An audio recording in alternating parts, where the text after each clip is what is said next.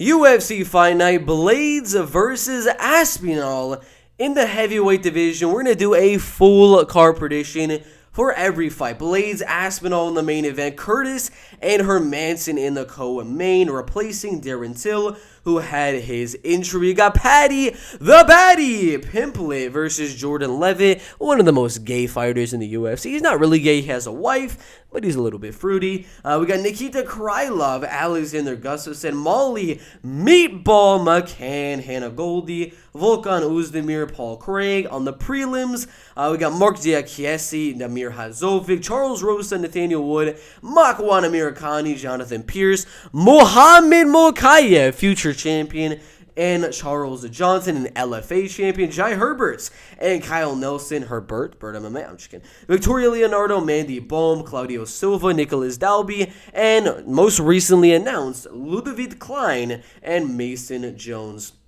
It's a good card. There are 14 fights on the entire card. Main card looking stacked with, I believe, every single fighter on the main card having a fight that has a ranked opponent, except for Paddy the baddie Jordan Leavitt. For obvious reasons, I think Molly McCann maybe. She might be like at number 16 or number 17. But prelims looking good as well. I mean, you got Mokaev, a future champion, on them prelims. Gonna look like a really, really good card. If you want to pause for the betting odds, these are them right there. But yeah, really good card. We're gonna get into the full card prediction. But before then, go to the last 10 seconds, 5 seconds of this video, and click that Bird MMA logo on the left-hand side. Click the sign up for $2.99. It'll take you to this screen right here on Safari.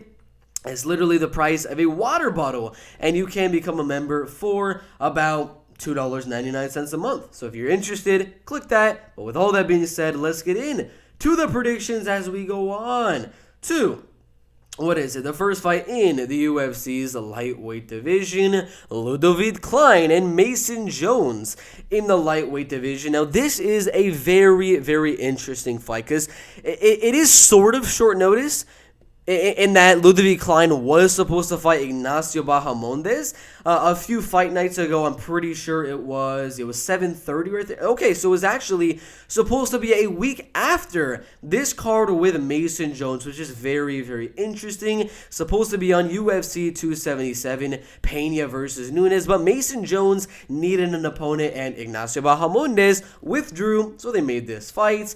Leavitt got his knockout win over Shane Young right there, lost to Mike Trezano and Nate Landwehr, which was a come-from-behind victory. Crazy upset, and then he beat Devontae Smith. Mason Jones got a good win to start his career in the UFC.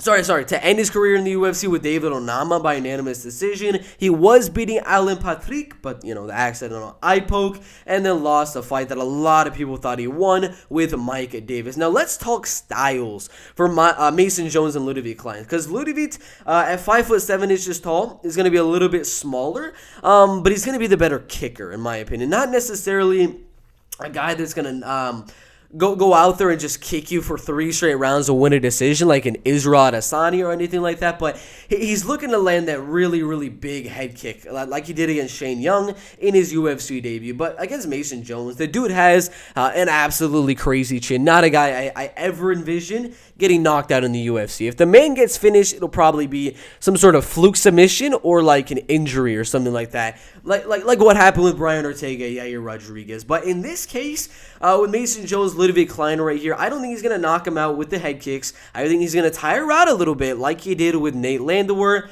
and Mason is really going to invest in burning the cardio of Leavitt Klein early on in the fight. Mason has the cardio advantage. Mason has the wrestling advantage. He's got the pressure advantage, and I think he's going to use all of that in this fight, and I think there's a good shot we do see a Mason Jones finish, because right now there was that Nate Landwehr loss that he got tired a little bit in that third round and got finished. He got submitted by Aiden Lee right there, and then I'm not too sure about that first loss. But if we go to losses really quick, 2 submission losses, 1 knockout loss, and 1 decision loss. I'm kind of thinking of Mason Jones inside the distance. I mean, it could be a knockout, but it could be a rear naked choke submission when Ludwig Klein is going to be tired. Originally, when I first saw the fight, I was kind of leaning more towards a decision, but thinking about this fight is on UFC London. I mean, the UFC wants him to win. The UFC wants him to get a really good finish in the UFC. He's got a lot of knockout wins on the regional scene and Cage Warriors, few submission wins, so I'm going to go inside the distance for Mason Jones. Not 100% sure of if it's going to be a ground up on TKO, or just a regular knockout, a submission, whatever the case may be. I'm going to go inside the distance for Mason Jones in the first fight of the night. Really good fight there in the lightweight division. Nicolas Dalby and Claudio Silva in the welterweight division. Claudio, not doing too good. Lost to Court McGee by unanimous decision and James Krause by unanimous decision. Before that, beat a lot of guys that I don't really think are in the UFC, or if they are in the UFC, I mean, like the Leon Edwards one, he has a win over Leon Edwards, but I really don't think he won that fight. I'm going to be honest, I don't think he won that fight. Danny Roberts, he has horrible grappling. Nordine Taleb doesn't really have the best grappling. Cole Williams doesn't really have the best grappling. Leon in 2014 did not really have the best grappling. So it seemed like the UFC was giving him a lot of favorable matchups. And then they started giving him guys that had, good takedown defense, good wrestling, and better striking, like Court McGee and then James Krause right there. And they were able to go out there and beat Claudio Silva by a unanimous decision.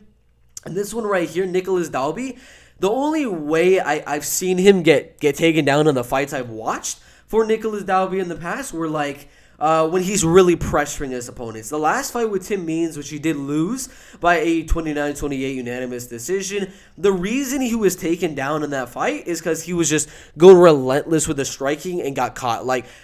Tim Means just ducked down under with the takedown and kind of tripped him down to the mats. That's the only way in the film that I've watched that I've seen him get taken down ever inside of the UFC. But for this fight with Claudio Silva, Claudio's got a shot. I mean, he's 39, almost 40 years old, same height, big reach advantage. I think he's got a shot, as all jiu-jitsu practitioners do, but I think this is going to be somewhat like Herbert Burns, Bill Algeo, with a little bit less gassing for Claudio Silva. So I think Claudio will survive, unlike Herbert Burns, to the final bell. But I think he'll do good early on in the fight, maybe even land that takedown, go for a few submissions and things like that. But I do think Nicolas Dalby is so much faster on the feet. He's longer in terms of reach. He hits harder. I mean, he's just a really dynamic striker. Was able to somehow get the decision win on Daniel Rodriguez, although I don't agree with that decision. The fact that it was that close of a striking battle with Daniel Rodriguez shows just how good Nicolas Dalby is on the feet. So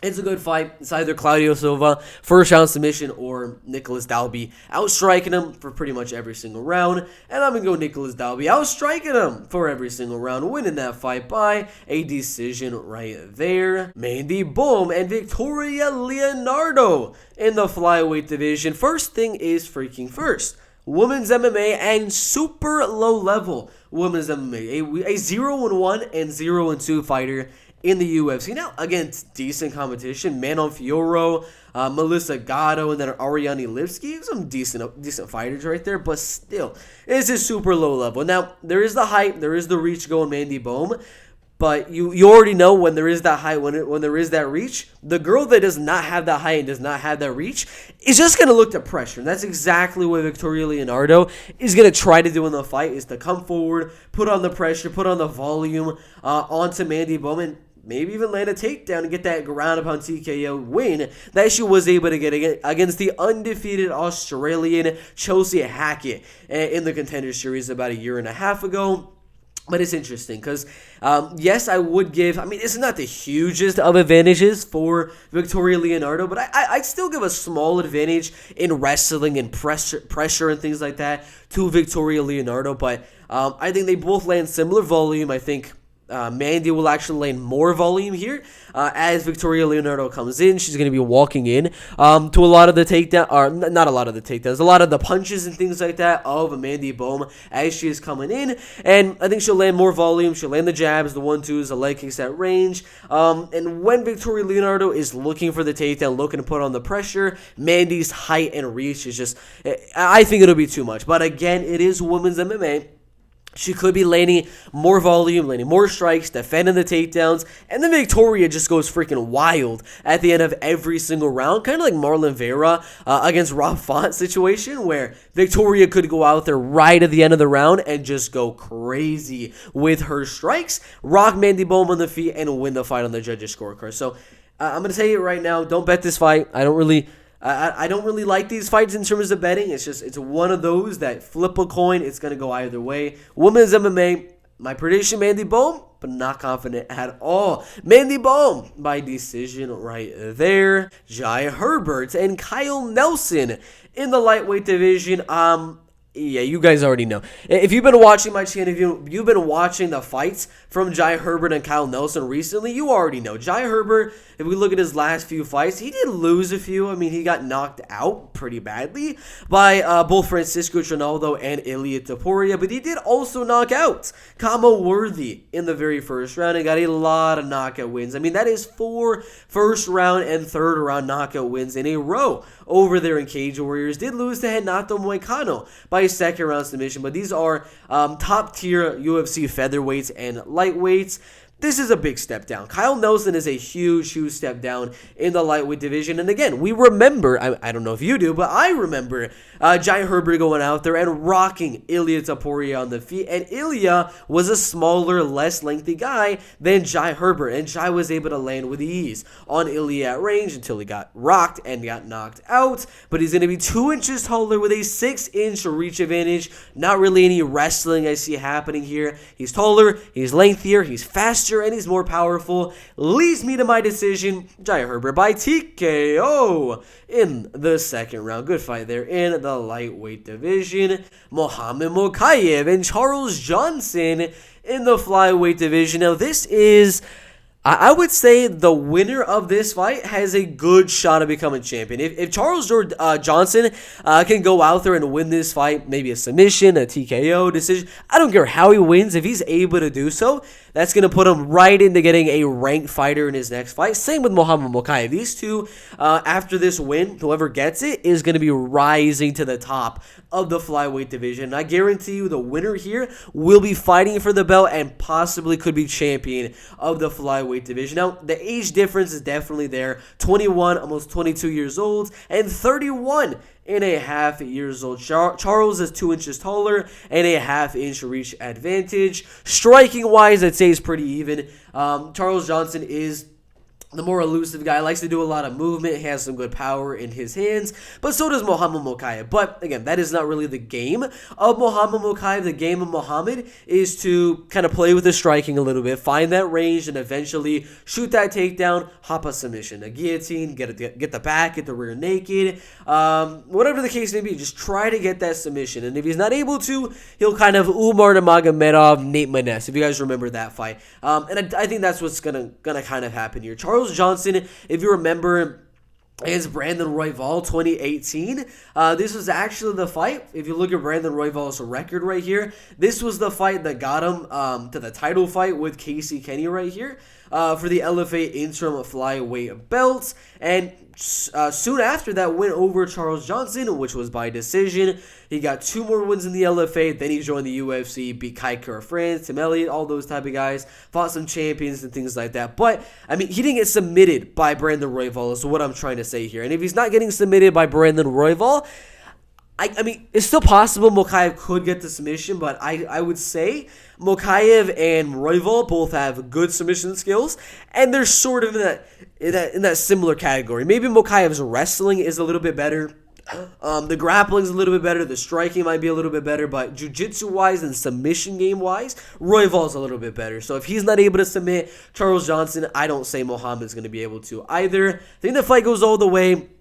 I think it'll be like Umar Nurmagomedov versus Nate Maness, but I do see Charles Johnson putting on at least 1 round in this fight. I think he'll win 1 round with the striking, defending the takedowns and things like that, because this is the fight that the UFC is really putting out there for Mokaev to really test him. If he wins this fight, the UFC knows he's ready for the top 15. But I got Mokaev by a unanimous decision.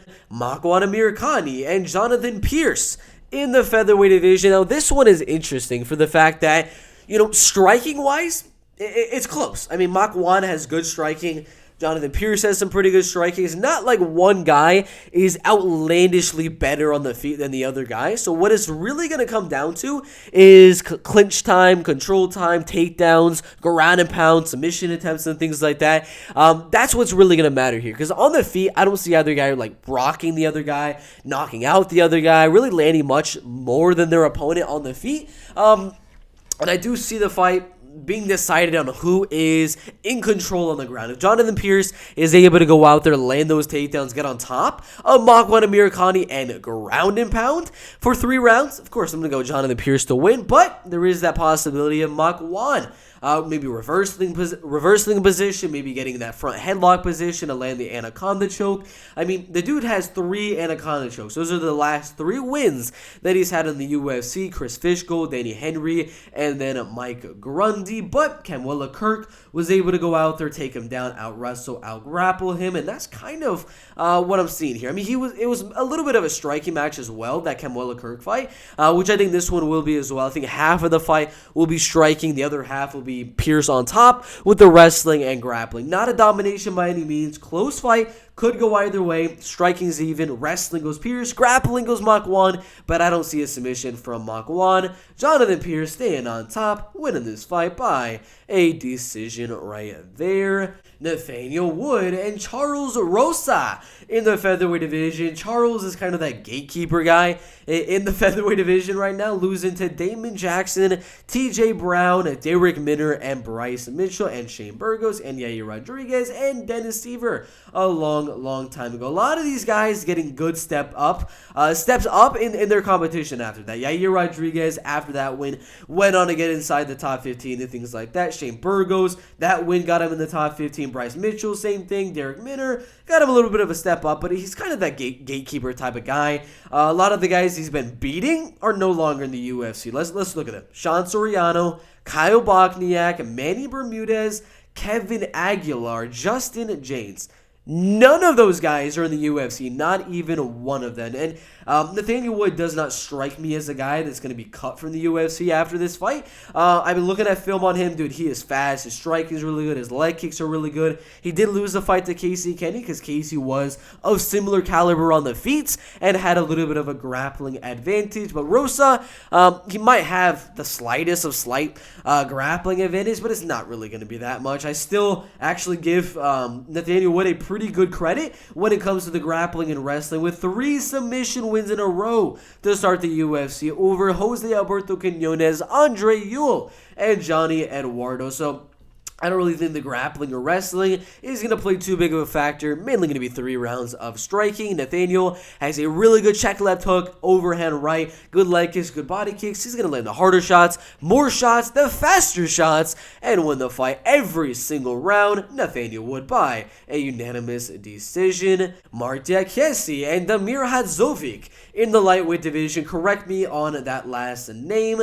But Marc is 15-5 in the UFC. Did beat Lando Venata and Joe Duffy to start his career. Then he just beat Vyacheslav Borshev, which was a really good win. He did lose to Rafael Fiziev and Rafael Alves, though. He's not really doing too good against these Rafaels in the UFC. But this is not a Rafael. This is a Damir. And he is 35, almost 36 years old. He's smaller. He's not as lengthy. Wrestling-wise is going to be pretty even, but striking-wise, Marc is so much better. Marc hits much harder. He's got better striking defense.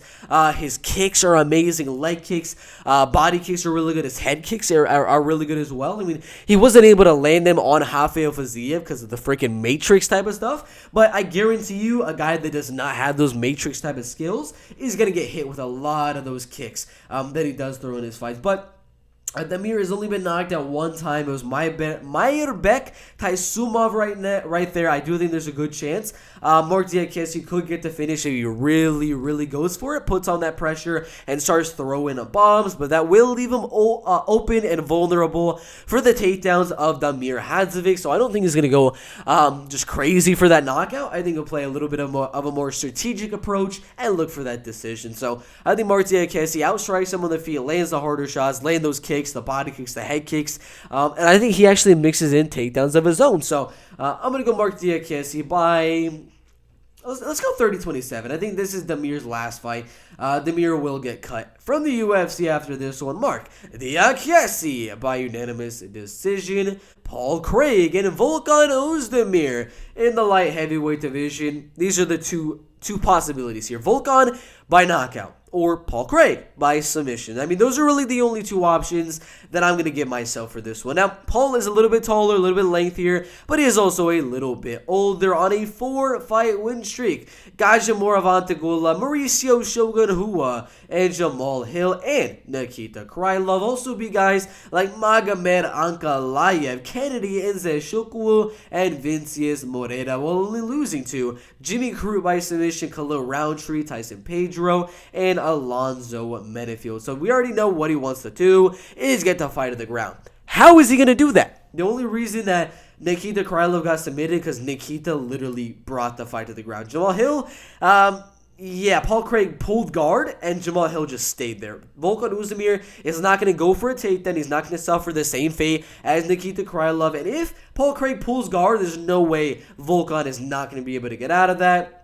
Paul Craig's not going to be able to get the back of Volkan and land the ground and pound. Same thing for Gadzimir Avantagulov. So if Volkan Oezdemir is smart, does not take down Paul Craig, does not go to the ground with Paul Craig, he should win the fight. He's so much better of a striker. I mean, he was actually looking pretty good against Yuri Prohashka when they fought. He actually rocked him a little bit, was landing, I believe, more strikes and more significant strikes as well. So he's definitely the better striker. And Paul, his chin in the early rounds is a little iffy. I mean, he's able to survive and get to submission, but not here in my opinion. I think Volkan Oezdemir by knockout in round number 2. Molly McCann and Hannah Goldy in the flyweight division. Molly Meatball McCann minus 400 on them betting odds. 32 years old, same height with a 1-inch reach advantage. None of that really matters. What matters for this fight is freaking pressure, is freaking volume. Molly has all of that, and she has the wrestling advantage. She is better everywhere here. Hannah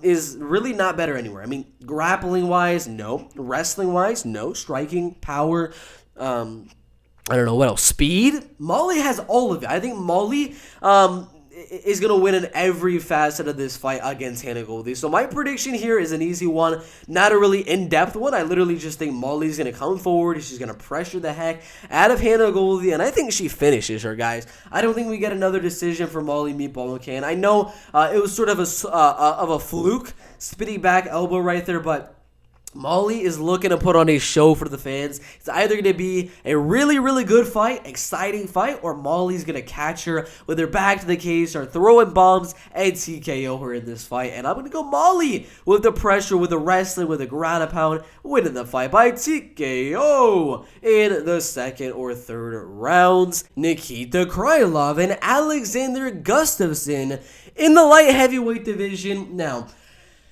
I don't know. I mean, we just watched Miesha Tate versus Laura Murphy a few days ago. Is this going to be the same thing? I worry. I worry a lot for Alexander Gustafsson. He's older. He's 35 and a half years old. Yes, he's taller. Yes, he is lengthier than Nikita Krylov. But he's on a losing streak. John Jones, Anthony Smith, and then Fabricio Werdum, all of which were by finish. And now he's fighting Nikita Krylov, a guy on a losing streak, but to good guys. Magomed Ankalaev and Paul Craig also losing to the champion Glover Teixeira. It's interesting because on one hand, Alexander is the better striker. He's got more power, he's got more speed and things like that. He's taller, he's lengthier. But on the other hand, he just got submitted by Fabricio Werdum. Nikita is a better wrestler, is a better grappler. And Alexander was moving down divisions to the light heavyweight division. So this is a tough one. This is a tough one. 50% on the Tapology predictions. My early prediction was Nikita Krylov, and I'm going to keep it the same. I still think it's one of those coin flip type of fights. It could go either way on any given day. But again, the weight cut is going to be different because he's used to going to heavyweight now. After the Fabricio Werdum fight, he's going to have to cut a lot more weight than he's used to since his last fight was at heavyweight. And, you know, he's getting a little bit older here. Nikita's in the prime of his MMA career. It's a tough one. I hope Gustafsson wins the fight. I want to see him rematch some of these guys in the light heavyweight division, but I just cannot see him beating Nikita Krylov right here. It's possible he could catch Nikita on the feet, but Nikita's got a good chin as well. I don't think he catches them. I think Nikita out-wrestles, out-grapples for 3 rounds for the decision win. Paddy Pimblett and Jordan Leavitt in the lightweight division right there. Paddy the Baddy Pimblett. 18 wins and 3 losses. A 3-1 favorite, a little bit less. Going to be taller, going to be lengthier, and a little bit older than Jordan the Monkey King Leavitt. Now, let's talk what's going to happen in the fight. One example of how Jordan Leavitt could possibly win the fight. Get the fight to the ground and backpack Paddy Pimblett like Aljamain Sterling did, win a decision. The other way is maybe to land a lot of leg kicks on the feet and then get a submission on the ground. Just hop a guillotine, get a triangle, something like that. I don't see too many paths to victory for Jordan Leavitt because I don't see him as the better striker. All things that Jordan Leavitt needs to do to win this fight are kind of on the ground with the wrestling and grappling. And Paddy the Baddy Pimblett, I do think is going to be the better striker. I don't think Jordan is going to be able to go out there and land the takedowns successfully throughout the fight. And I think it'll be 3 rounds of striking. Neither guy is really the best striker I've ever seen. Jordan has some good kicks to the thigh, some good leg kicks, front kicks, good jab, good 1-2. Paddy's got the same thing, but he hits a lot harder. He kicks a lot harder. Everything he does is more explosive and more powerful than Jordan Leavitt. So, personally, I think it'll be 3 rounds of striking. I think Paddy will be close to finishes. I mean, he will. That's the reason I'm picking Paddy to win the fight, is because in fights like this where the grappling and wrestling is pretty even, I don't see either guy really dominating in that area of expertise. In wrestling and grappling, the striking is going to come down to if the strikes are even, the amount of strikes landed are very, very even. It's going to come down to that big moment. Paddy is the one that's going to be able to use and make those big moments in every single round, come forward and just start wailing on Jordan Leavitt. Even if he's not landing too many shots, what the judges are going to remember is the fight was pretty even, but there was a big moment for Paddy. I'm going to give Paddy that round. So, for those reasons, I'm going to go Paddy Pimblett by decision. I think on the feet, the fight will be at range. It'll be a little bit boring for the first minute or two of the first round, but then once Paddy starts coming forward, putting on that pressure, and landing some good shots, and then that's when he'll start to shine in this fight. I think he'll get close to a finish, but I think the fight goes all the way. Paddy the Baddy by decision right there. Jack Hermanson and Chris Curtis in the middleweight division. Pretty much a 50-50 fight. Both guys just turned 34 and 35 years old. Jack is going to be 2.5 inches longer in reach and then 3 inches taller in terms of height. Wrestling and grappling does go Jack Hermanson, but the takedown defense, oh my god, of Chris Curtis in the last fight was just absolutely amazing. Striking wise, I do give Chris Curtis a slight advantage. Jack usually doesn't do too good on the back foot. I'm not saying he's going to be on the back foot here, but I'm saying is Chris, every now and then he's going to come forward with a little flurry of strikes, and that is what I think is going to give him the rounds on the judges' scorecards. It is a close fight. I mean, Jack, if the striking is very, very even on the feet, and Jack is able to land takedowns on the ground and maybe attempt a submission or something like that, he could definitely steal the rounds on these judges' scorecards, but I think Chris will land the much more effective strikes, will land more strikes, defend pretty much all of the takedowns throughout this fight. It's a close one. Jack definitely could win with a few key moments of grappling and just defending those big shots of Chris Curtis. So it's a close one. Literally flip a coin. The winner will be decided that way. But I'm going to go Chris Curtis by a very close 29-28 split decision there in the middleweight division. Curtis Blaydes and Tom Aspinall in the heavyweight division main event. 31 and 29 years old. Similar heights, similar reaches. Little advantage to Blaydes in reach, little advantage to Aspinall in height. Does not matter. Striking wise, Tom Aspinall is a heck of a lot faster. I mean, the dude's speed on the feet is absolutely amazing. Ground and pound wise is pretty even. They both have good ground and pound. Submission wise, that is going to go for me to Tom Aspinall. So it's interesting. Wrestling wise does go Blaydes as well. So it's really where is this fight going to take place? Because again, wrestling goes Blaydes. Jiu-Jitsu goes Aspinall. So Does that cancel each other out? If Blaydes is looking for the takedown, does the jiu-jitsu and submission game of Aspinall cancel that out? Or does he submit him on the ground? Something like that. Striking-wise, the speed of Tom Aspinall clearly is the advantage. So if the fight stays in the feet for 5 rounds, I think Aspinall catches him and knocks him out. If the fight goes to the ground, I think Aspinall gets a submission. So either way, I'm going to go Aspinall inside the distance. I thought, there's a good shot and good a possibility that Aspinall could win a decision here. I still think that's a possibility.